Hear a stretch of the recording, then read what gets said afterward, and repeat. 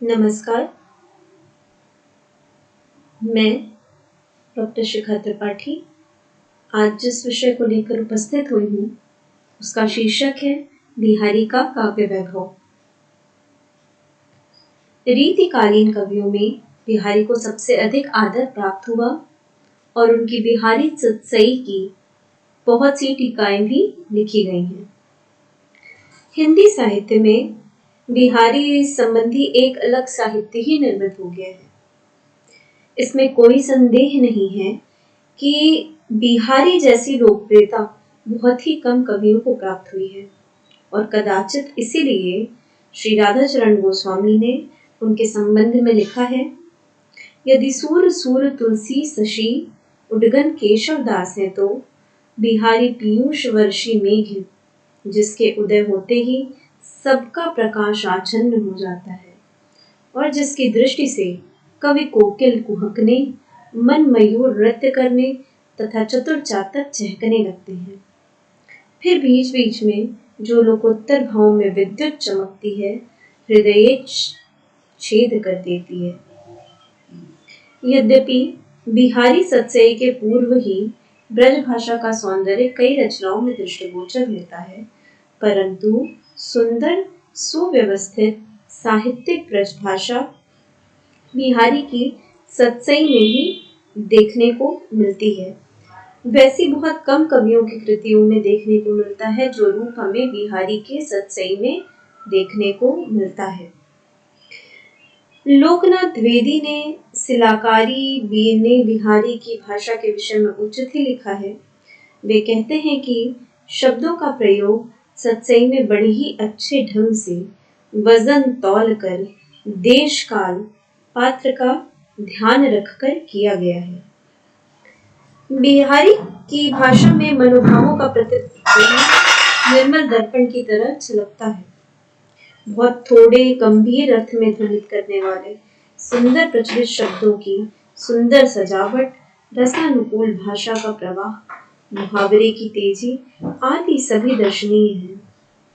फिर बिहारी ने माधुर्य और प्रसाद का तो अनुचर सा बना डाला है। काव्य वैभव को ध्यान में रखकर के हम बिहारी की जो काव्य कृति है बिहारी सतसई, उसको केंद्र में रखकर बात करेंगे। भाषा का माधुर्य, ओज और प्रसाद, इन तीनों गुणों का होना आवश्यक है, परंतु इन सब में माधुर्य का होना तो नितांत आवश्यक है। और यदि विचार पूर्वक देखा जाए तो बिहारी की भाषा में इस गुण का प्रचुर मात्रा में प्रयोग देखने को मिलता है। उनकी बिहारी सतसई में मानो मधुरिमा से ही ओतप्रोत है और ऐसा जान पड़ता है कि मानो पीयूष से परिपूर्ण कोई पयोधी हो अथवा मधुरता से उमड़ता हुआ कोई पारावार। ब्रज भाषा अपनी मधुरता के लिए सर्वदा प्रसिद्ध रही है और बिहारी सतसई की तो मानो सोने में सुगंध के समान वह है। पद्म सिंह शर्मा ने इस संदर्भ में कहा है कि संस्कृत भाषा के माधुर्य में किसी को कलाम नहीं है, पर ब्रज भाषा का माधुर्य भी एक निराली चीज है। यह सीतोपला है तो यह द्राक्षा है। बिहारी श्रृंगारी कवि, ब्रज भाषा श्रृंगार की कविता, श्रृंगारी चेतक कवि, काव्यजात रसमय जगत अहो रम्य परंपरा, इसका आस्वादन कर चुकने पर भी यदि चित्रवृत्ति कुसंस्कारवश कहीं अन्यत्र रस स्वाद पाना चाहती है तो सहृदयता बिहारी के शब्दों में मचलकर यह कह उठती है कि मो रस राच्यो आन रस कहे कुटिल मतिकूर, जीभ निबौरी क्यों लगे बौरी चाखी अंगूर। मन को द्रवीभूत करने वाला आह्लाद माधुर्य कहलाता है। कोमल कांत पदावली तथा जिस रचना में त ड ढ ढ ढ आदि वर्णों का अभाव एवं कोमल कांत पदावली का रूप देखने को मिलता हो, अनुस्वार युक्त वर्ण हो तथा न तो मिलित वर्णों की बहुलता हो और न लंबे लंबे समासों की, वह रचना माधुर्य गुण संपन्न कहलाती है। सानुनासिक वर्णों के प्रयोग से उनकी शोभा और भी अधिक विगुणित होती है और बिहारी सतसई में माधुर्य गुण की ही अधिकता है। एक उदाहरण के माध्यम से हम इसे समझ सकते हैं। अरुण बरन तरुणी चरण अंगुरी अति सुकुमार चुवती सुरंग रंग सौमनो चपी बिछियन के भार बतरस लालच लाल की मुरली धरी लुकाई सौह कहे मोहन हसी नैन कहे नटी जाई। भाषा में उस समय एक विशेष प्रकार का माधुर्य दिखाई देता है, जबकि उनके शब्दों से किसी प्रकार की झंकार सी उठती है। यह शब्द झंकृति मानस में एक नूतन आह्लाद उत्पन्न करती है।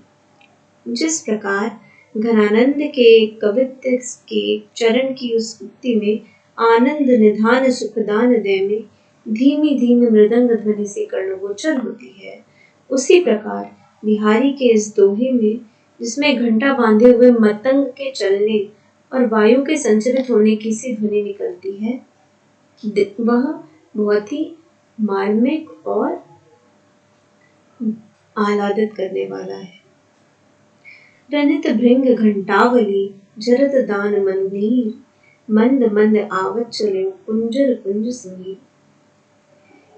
इसी प्रकार एक अन्य दोहे में के शब्द युग्म झमकी द्वारा आभूषणों की ध्वनि उत्पन्न होती है। वह कुछ इस प्रकार है। ज्यों ज्यों आवत निकट निसी त्यों त्यों खरो उतार झुमकी झुमकी टहले करें लगे रचटे बाल। बिहारी की भाषा की यदि बात करें तो बोलचाल में भी भाषा की उनकी उत्कृष्टता प्रदर्शित होती है। कदाचित इसलिए मिश्र बंधुओं ने हिंदी नवरत्न में लिखा है कि इस कवि रत्न की बोलचाल भाषा बहुत ही स्वाभाविक है। इस महाकवि ने इबारत अदाई भी खूब की है। बिहारी शब्दावल अलंकारों के प्रयोग में बहुत अधिक सफल रहे हैं। उनके अधिकांश दोहों में अनुप्रास की छबीली छटा लहराती है, जैसे लहलहात तन तरुनाई लच लग लौ लफनाई लगे लंक लोचन भरी लोचन लेत लगाई। नृत्य अनुप्रास और छेक्या अनुप्रास भी बिहारी के कई दोहों में पाया जाता है तथा यमक अलंकार का भी बड़ी ही कुशलता से प्रयोग उन्होंने अपने काव्य में किया है। कनक कनक ते सौगुनी मादकता अधिकाए बा खाए बोराए नर या पावे बोराए। इसी प्रकार शेष के भी शेष अलंकार के भी अनेक उदाहरण बिहारी के काव्य में हमें देखने को मिलते हैं। महर्षि वेद व्यास जी ने अर्थालंकार के विषय में कहा है कि अर्थालंकार के अभाव में सरस्वती को भी विधवा माना है। अर्थालंकार रहित विधेयेव सरस्वती। इस प्रकार काव्य में अर्थालंकार का प्रयोग होना आवश्यक है। बिहारी सतसई में हमें अर्थालंकार के अनेक उदाहरण देखने को मिलते हैं। यूं तो बिहारी ने उपमा रूपक अन्योक्ति संदेह आदि कई अर्थालंकारों का प्रयोग किया है, पर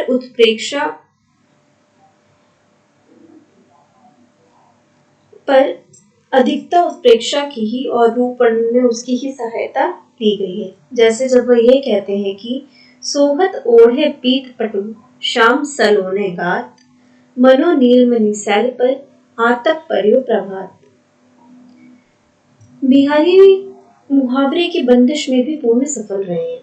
बिहारी सतसई में आखिर लगी रहे आंखों लागत नाही तथा जो न जुगति पिय मिलन की धूरी मुकुट मुंह दीन जैसे अनेक मुहावरों का स्वाभाविक प्रयोग किया है, पर कहीं कहीं मुसलमानी प्रभाव में आकर मुहावरों की कलाबाजियां को ही वो प्रस्तुत करना चाहते थे।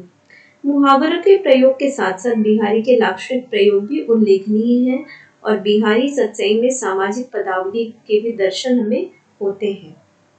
रीतिकालीन ब्रजभाषा में पूर्वी प्रयोगों का बाहुल्य, कवि निरंकुशता और व्याकरण की अशुद्धियों के फलस्वरूप कुछ दोष भी पाए जाते हैं तथा बिहारी सतसई भी इनसे सर्वथा रहित नहीं है। खंड बुंदेले बाल के अनुसार तो बिहारी ने शैशवावस्था बुंदेलखंड में व्यतीत की जान पड़ती है और इस प्रकार उनकी भाषा पर बुंदेलखंड का प्रभाव पड़ना स्वाभाविक है। बिहारी की भाषा में पूर्वी प्रयोग भी पाए जाते हैं और कहीं कहीं खड़ी बोली के कृदंत व क्रियापद भी अपनाए गए हैं और उसमें लिंग दोष भी देखने को मिलते हैं।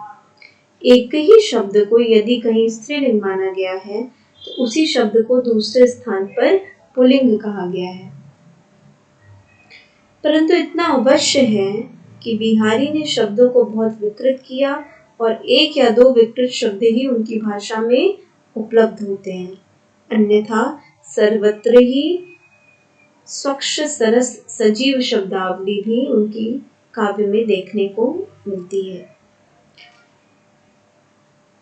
किसी कवि ने लिखा है, ब्रज भाषा बरनी सबे कविवर बुद्धि विलास सबकी भूषण सत्सई रची बिहारी लाल।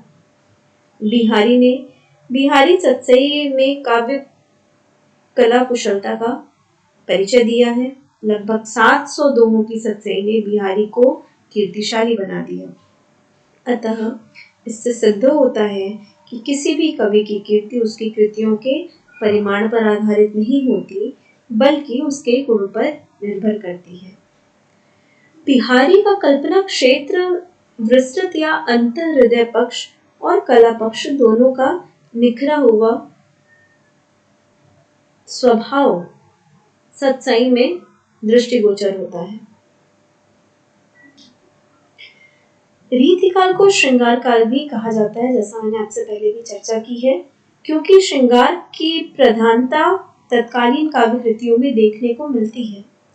इसी प्रकार बिहारी सत्सई में भी श्रृंगार रस की प्रधानता और श्रृंगार के संयोग व वियोग दोनों पक्षों के अभिव्यंजना कवि ने बड़ी कुशलता से की है। साथ ही बिहारी का प्रेम वर्णन भी बड़ा ही मनोग्राही और चित्ताकर्षक है। प्रेमावस्था की विभिन्न दशाओं का चित्रण कवि ने बड़ी कुशलता के साथ किया है। सौंदर्य वर्णन में भी उन्हें पूर्ण सफलता मिली है। बाह्य सौंदर्य के अंतर्गत उन्होंने प्रकृति का वर्णन किया, ऋतु वर्णन उन्होंने प्रकृति के सुंदर सुंदर चित्र प्रस्तुत करके किए तथा उद्दीपन विभाव की दृष्टि से भी उन्होंने ऋतु का वर्णन किया।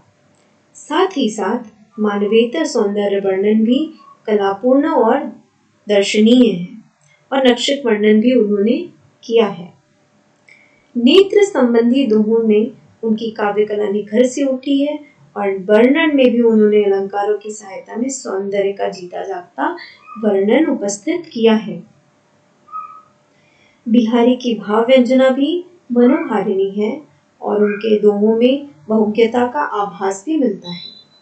पौराणिक, दार्शनिक, ज्योतिष, आयुर्वेद और नीति संबंधी जानकारी भी उनकी सूक्तियों में देखने को मिलती है।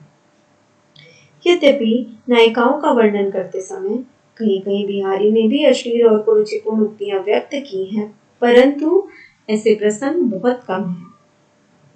आर्य सप्तशती और गाथा सप्तशती से भाव ग्रहण करते हुए उन्होंने अपनी मौलिक सूझबूझ का परिचय दिया और इस प्रकार बिहारी की काव्य कला निसंदेह सराहनीय है। और किसी कवि ने यह कहा है कि सत्सैया के दोहरे जो नाविक के तीर देखन में छोटे लगे घाव करें गंभीर। बिहारी के काव्य वैभव में आज के लिए बस इतना ही। अगले व्याख्यान में एक नए विषय के साथ मैं आप सबके समक्ष उपस्थित होंगी। तब तक के लिए धन्यवाद।